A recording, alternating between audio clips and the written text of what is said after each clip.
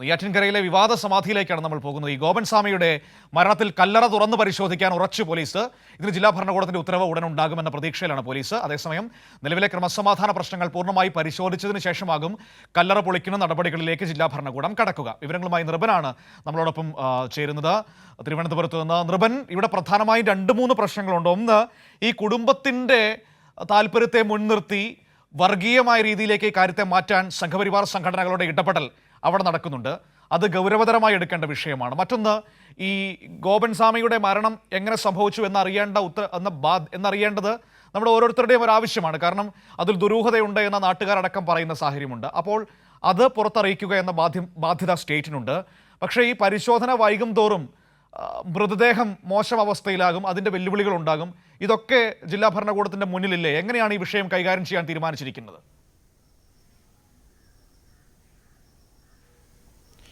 തീർച്ചയായും വളരെ സൂക്ഷ്മമായി തന്നെയാണ് ജില്ലാ ഭരണകൂടവും പ്രത്യേകിച്ച് പോലീസും ഈ വിഷയത്തെ കൈകാര്യം ചെയ്യുന്നത്. ആറാലുംമൂട് ഗോപൻ എന്ന അറിയപ്പെടുന്ന ഈ നിയമപരമായി ഗോപൻ എന്നാണ് അദ്ദേഹത്തിൻ്റെ പേര്, മണിയൻ എന്നാണ് വിളിക്കപ്പെടുന്നത്. അദ്ദേഹം വിവിധ ജോലികൾ ചെയ്തു വരുന്ന ഒരു മനുഷ്യനായിരുന്നു. അവസാനമാണ് ഇവിടെ ഒരു ആശ്രമം സ്ഥാപിച്ച് ഈ പൂജാവിധികളുമായി മുന്നോട്ട് പോകുന്നത്. ഈ പ്രദേശത്തെ ജനങ്ങളുമായി നാട്ടുകാരുമായി വലിയ തരത്തിൽ അടുപ്പമുള്ള ഒരു മനുഷ്യനല്ല. ഈ ക്ഷേത്രവുമായി ബന്ധപ്പെട്ട് പൂജാവിധികളുമായി ബന്ധപ്പെട്ട് നിലവിൽ നാട്ടുകാർക്കും ഈ പ്രദേശത്തുള്ളവർക്കും തന്നെ വലിയ തരത്തിലുള്ള ദുരൂഹത നേരത്തെ തന്നെ ഉണ്ടായിരുന്നു. അതിനിടയിലാണ് പൊടുന്നനെ പുലർച്ചയോടുകൂടി ഈ ഗോപൻ എന്ന് പറയുന്നയാൾ മരണപ്പെട്ടു എന്ന തരത്തിൽ, സമാധിയായി എന്ന തരത്തിലുള്ള പോസ്റ്റർ മക്കൾ തന്നെ പുറത്ത് ഈ റോഡിൻ്റെ വക്കിലൊക്കെ തന്നെ ഒട്ടിക്കുന്നത്. അപ്പോഴൊക്കെയാണ് നാട്ടുകാർ വിവരം അറിയുന്നത്. മനു സൂചിപ്പിച്ചതുപോലെ ഇത് സംബന്ധിച്ച് ദുരൂഹത നീങ്ങേണ്ടതുണ്ട്. ഒരു മരണം നടന്നാൽ ഇന്ത്യൻ നിയമം അനുസരിച്ച് മരണം രജിസ്റ്റർ ചെയ്യുകയും അതനുസരിച്ച് മരണം അവരുടെ സംസ്കാരവുമായി ബന്ധപ്പെട്ട കാര്യങ്ങളിലൊക്കെ തന്നെ സുതാര്യത ഉണ്ടാകേണ്ടതുണ്ട്. അതുണ്ടായില്ല. വീട്ടിലുള്ള അംഗങ്ങൾ ഒഴിച്ച് ഈ ഗോപൻ എന്ന് പറയുന്ന ആളിൻ്റെ ഭാര്യയും 2 മക്കളും ഒരു മകൻ്റെ ഭാര്യയും മാത്രമാണ് ഈ വിവരങ്ങൾ അറിഞ്ഞിട്ടുള്ളത്. സംസ്കാര ചടങ്ങ്, അതായത് സമാധിയായി എന്ന് പറയുന്ന ഇതിൻ്റെ ചടങ്ങ്, മരണപ്പെട്ടതെപ്പോഴാണ്, തുടർന്ന് സമാധിയായതെപ്പോഴാണ് എന്ന കാര്യങ്ങളൊക്കെ തന്നെ അവർ പറഞ്ഞിട്ടുള്ള അറിവ് മാത്രമേ ഉള്ളൂ. നാട്ടുകാരെ സംബന്ധിച്ചിടത്തോളം നാട്ടുകാരാണ് പരാതി, ആദ്യഘട്ടത്തിൽ തൊട്ടടുത്ത അയൽവാസിയാണ് പരാതി നൽകുന്നത്. തുടർന്ന് നാട്ടുകാരെല്ലാം പോലീസിനെ വിവരം അറിയിക്കുന്നു. പോലീസ് ഇവിടെ എത്തി പരിശോധിക്കുമ്പോൾ മരണത്തിൽ ദുരൂഹതയുണ്ട് എന്ന കാര്യം മനസ്സിലാക്കുന്നു. തുടർന്ന് അതിൻ്റെ തുടർ നടപടികളിലേക്ക് പോലീസിന് കടക്കേണ്ടതുണ്ട്. ആ ഘട്ടത്തിലാണ് പ്രത്യേക തരത്തിൽ ചില വർഗീയ പ്രസ്ഥാനങ്ങൾ ഇതിന് പിന്നിൽ വരികയും ഇതിനെ ഒരു വർഗീയ ചേരിതിരിവിലേക്ക് കാര്യങ്ങൾ കൊണ്ടുപോകാനുള്ള ശ്രമം നടത്തുകയും ആ ശ്രമത്തിൻ്റെ അടിസ്ഥാനത്തിൽ പോലീസ് ഇത് നിയമപരമായ നടപടിയിലേക്ക് നീങ്ങുകയായിരുന്നു. ജില്ലാ ഭരണകൂടം ഇത് പരിശോധിക്കുന്നുണ്ട്. ക്രമസമാധാന പ്രശ്നമില്ല എന്ന വിലയിരുത്തലിൻ്റെ കൂടി അടിസ്ഥാനത്തിൽ മാത്രമേ മറ്റ് നടപടികളിലേക്ക് പോകാൻ കഴിയുള്ളൂ. പോലീസ് ആ സ്ഥലത്ത് ഇവിടെ ക്യാമ്പ് ചെയ്യുന്നുണ്ട്. അതിനുശേഷം ഈ ജില്ലാ ഭരണകൂടത്തിൻ്റെ കൂടി ഉത്തരവും കൂടി ലഭിച്ച ശേഷം സ്ഥലത്ത് മറ്റു തരത്തിലുള്ള പ്രശ്നങ്ങളില്ല എന്ന് പൂർണ്ണമായി ബോധ്യപ്പെട്ട ശേഷമായിരിക്കുമേ മറ്റ് നടപടികളിലേക്ക് പോവുകയുള്ളൂ. പക്ഷേ ഒരു കാര്യം ഉറപ്പാണ് മനു, ഇക്കാര്യത്തിൽ നിയമപരമായ നടപടി പോലീസിന് സ്വീകരിച്ചേ പറ്റൂ. കാരണം ഒരു മരണത്തിൽ ദുരൂഹതയുണ്ടായാൽ, ദുരൂഹത ആരോപിക്കപ്പെട്ടാൽ, അതിൻ്റെ സംസ്കാര ചടങ്ങുമായി ബന്ധപ്പെട്ട് ദുരൂഹതയുണ്ട് എങ്കിൽ അവ പരിശോധിച്ച് അതിന് വേണ്ട നിയമപരമായ നടപടിയെടുക്കാനുള്ള ഉത്തരവാദിത്വം പോലീസിനും ജില്ലാ ഭരണകൂടത്തിലും നിക്ഷിപ്തമാണ്. അത് കൂടി മനസ്സിലാക്കിയിട്ടുള്ള നടപടിക്രമങ്ങളിലേക്കാണ് പോലീസ് പോകുന്നത്. ഇന്ന് ഉത്തരവുണ്ടാവുകയാണെങ്കിൽ ഇന്ന് തന്നെ തുടർ നടപടിയിലേക്ക് പോകും. പക്ഷേ ഒരു ധൃതി പിടിച്ച സമീപനം പോലീസ് സ്വീകരിക്കാത്തത് ഇതുമായി ബന്ധപ്പെട്ട് മറ്റു തരത്തിലുള്ള സംഘർഷത്തിലേക്ക് ബോധപൂർവമായി നാട്ടുകാരെ തമ്മിൽ വിഭജിക്കുന്നതിനോ മതവിഭാഗങ്ങളെ തമ്മിൽ തെറ്റിക്കുന്നതിനോ വേണ്ടിയിട്ടുള്ള ചില ശ്രമങ്ങൾ ചില ശക്തികൾ നടത്തുന്നുണ്ട്. അത് ഈ പറഞ്ഞ സമാധി ഇരിക്കുന്ന സ്ഥലത്തുമായി ബന്ധപ്പെട്ട് മക്കളാണ് ആദ്യം ഈ പ്രതിഷേധം രേഖപ്പെടുത്തുന്നത്. മക്കൾക്ക് പിന്തുണയുമായി ചില സംഘടനയുടെ ഭാരവാഹികൾ ജില്ലയിലെ വിവിധ സ്ഥലങ്ങളിൽ വരുന്നു. അവർ പ്രത്യേക തരത്തിൽ വളരെ സെൻസിറ്റീവ് ആയിട്ടുള്ള ചില അതാണ് അതിൻ്റെ ഒരു പ്രശ്നം അവിടെയാണ്. ഇങ്ങനെയുള്ളൊരു പ്രശ്നത്തെ പോലും വർഗീയവൽക്കരിക്കാനുള്ള ശ്രമങ്ങൾ ഇതിനിടയിൽ നടക്കുന്നു എന്നതാണ് അതിൻ്റെ ഒരു ഗൗരവതരമായ വിഷയം നമ്മുടെ മുന്നിൽ നിൽക്കുന്നത്. കാരണം ഒരു മരണം, അതിൽ ദുരൂഹതയുണ്ട് എന്ന വലിയ ആക്ഷേപമല്ല, അത് വസ്തുതയാണല്ലോ. കാരണം നമ്മളൊക്കെ കേട്ടുകേൾവിയില്ലാത്തൊരു സംഭവമാണ് അവിടെ നെയ്യാറ്റിൻകരയിൽ നടന്നത്. അപ്പോൾ അതിന് ദുരൂഹത പുറത്തു കൊണ്ടുവരേണ്ട ഒരു വലിയ ഉത്തരവാദിത്വം പോലീസിനും സ്റ്റേറ്റിനുമുണ്ട്. അവർ അത് ചെയ്യാൻ വരുമ്പോൾ ഇതിൽ വിശ്വാസം ഇടകലർത്തി വർഗീയത കലർത്താൻ ശ്രമിക്കുന്ന കുളം കലക്കികളുണ്ട്. അപ്പോൾ അവരെ കൂടി ശ്രദ്ധിക്കേണ്ടതുണ്ട് ഇതിനിടയിൽ. തീർച്ചയായും അതാണ് ഏറ്റവും പ്രധാനപ്പെട്ട കാര്യം. ഇതിനകത്ത് പോലീസ് നടപടി സ്വീകരിക്കുമ്പോൾ സാധാരണ മരണത്തിൽ ദുരൂഹതയുണ്ട് എന്ന കാര്യത്തിൽ തൊട്ടടുത്ത ഒരു അയൽവാസിയായിട്ടുള്ള വിശ്വംഭരൻ എന്ന് പറയുന്ന ആളാണ് പരാതിക്കാരൻ. തുടർന്ന് നാട്ടുകാരും സമാനമായ പരാതി ഉന്നയിക്കുന്നുണ്ട്. അപ്പോഴൊന്നും ഈ പ്രദേശത്തുള്ള വാസികളൊന്നും മതപരമായിട്ടുള്ള ഒരു തരത്തിലുള്ള വേർതിരിവും ഇക്കാര്യത്തെ സംബന്ധിച്ച് കണ്ടിട്ടില്ല.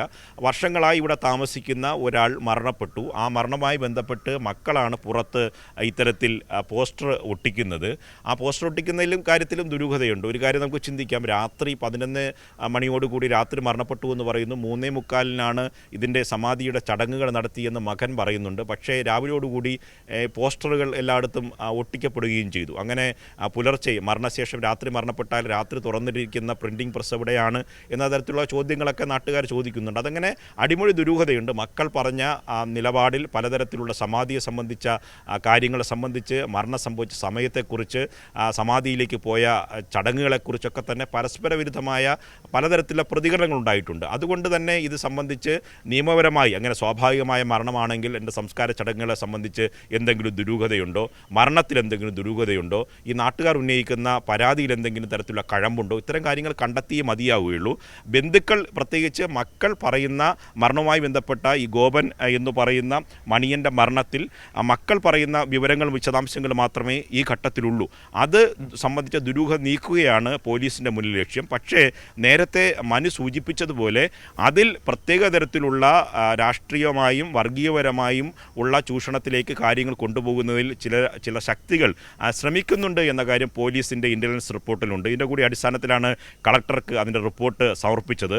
അതുകൂടി പരിശോധിച്ചുകൊണ്ട് ഇത്തരം കക്ഷികളുമായി ബന്ധപ്പെട്ട കാര്യങ്ങൾ കൂടിയാലോചന നടത്തി നിയമപരമായ നടപടിക്രമങ്ങൾ പൂർത്തിയാക്കി വേറൊരു തരത്തിലേക്ക് ചൂഷണത്തിലേക്ക് കാര്യങ്ങൾ കൊണ്ടുപോകാതിരിക്കാനുള്ള സൂക്ഷ്മതയാണ് ഈ ഘട്ടത്തിൽ പോലീസ് നടത്തുന്നത്. അതുകൊണ്ട് ജില്ലാ ഭരണകൂടത്തിൻ്റെ ഉത്തരവ് ഉണ്ടാകുന്ന മുറയ്ക്കായിരിക്കും പോലീസ് നടപടി സ്വീകരിക്കുക.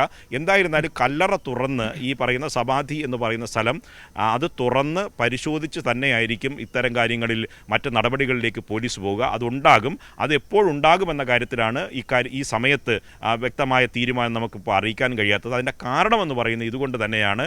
ഒരു പ്രദേശത്ത് ഒരാൾ മരണപ്പെടുന്നു. ആ മരണവുമായി ബന്ധപ്പെട്ട ആചാരക്രമങ്ങളെ സംബന്ധിച്ച് മക്കൾ പറയുന്നു. മരിച്ച സമയത്തെ സംബന്ധിച്ച് വ്യക്തത വരുന്നില്ല. ഔദ്യോഗികമായി ഡോക്ടറോ മറ്റു ഒരു ആളോ സ്ഥലത്തെ വാർഡ് മെമ്പറോ മറ്റേതെങ്കിലും പ്രതിനിധികളോ അല്ല മരണസമയത്ത് സാക്ഷികളായി ആരും ഉണ്ടായിരുന്നില്ല. അവരെയൊന്നും ബോധ്യപ്പെടുത്തുന്നില്ല. രാത്രി മരണപ്പെട്ടു എന്ന് പറയുന്നു. പുലർച്ചയോടുകൂടി ഈ പറയുന്ന സംസ്കാര ചടങ്ങുകൾ, അവർ സമാധി എന്ന് പറയുന്ന ചടങ്ങുകൾ പൂർത്തിയാകുന്നു. അതിനുശേഷം അവർ തന്നെ പോസ്റ്റർ അടിച്ച് പുറത്ത് ഒട്ടിക്കുന്നു. പിതാവ് സമാധിയായി എന്നാണ് പറയുന്നത്. ഈ മണിയൻ എന്ന് പറയുന്നയാൾ, ഗോപൻ എന്ന് പറയുന്നയാൾ മരണപ്പെട്ടോ? മരണപ്പെട്ടെങ്കിൽ മരണപ്പെട്ട സമയം എപ്പോഴാണ്? അദ്ദേഹത്തെ എവിടെയാണ് സംസ്കരിച്ചത്? ഇത് സംബന്ധിച്ച വിശദാംശങ്ങൾ അറിയേണ്ടതുണ്ട്. അതിനനുസരിച്ച് നടപടിക്രമങ്ങളിലേക്കാണ് പോലീസ് പോകുന്നത്.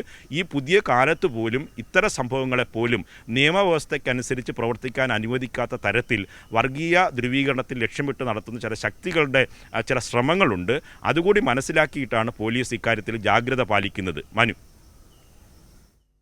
ാണ് ഈ സമാധി സ്ഥലത്ത് നിന്ന് നമ്മളോട് സംസാരിച്ചത്. നെയ്യാറ്റിൻകര ഗോപൻ സ്വാമിയുടെ സമാധി സ്ഥലത്ത് നിന്ന് നമ്മളോട് സംസാരിച്ചത്. ഏതായാലും പോലീസ് വളരെ കരുതലോടെയാണ് ആ വിഷയത്തിൽ നീങ്ങുന്നത്. കാരണം അവിടെ ഈ പറയുന്ന വർഗീയ ചേരിതിരിവ് ഉണ്ടാക്കാനുള്ള ശ്രമം നടക്കുന്നുണ്ട്. അപ്പോൾ അതൊഴിവാക്കണം.